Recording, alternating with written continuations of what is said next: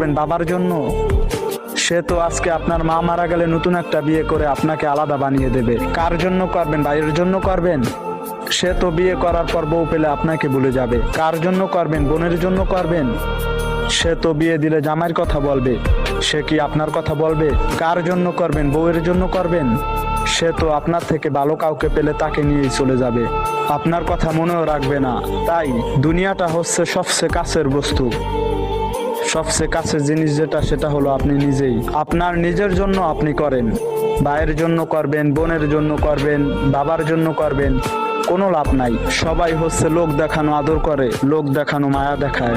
আপনার নিজের প্রতি আপনার যেই ভালোবাসাটা, সেই ভালোবাসাটা কেউ দেখাইতে আসবো না, কিন্তু একজন আসবো, সে হইল আমাদের মা। শুধু মাই আমাদের স্বার্থ ছাড়া ভালোবাসে, এছাড়া দুনিয়ার সবাই আমাদের স্বার্থের জন্য ভালোবাসে। আর এই স্বার্থপর ভালোবাসার জন্য আমরা কত কিছু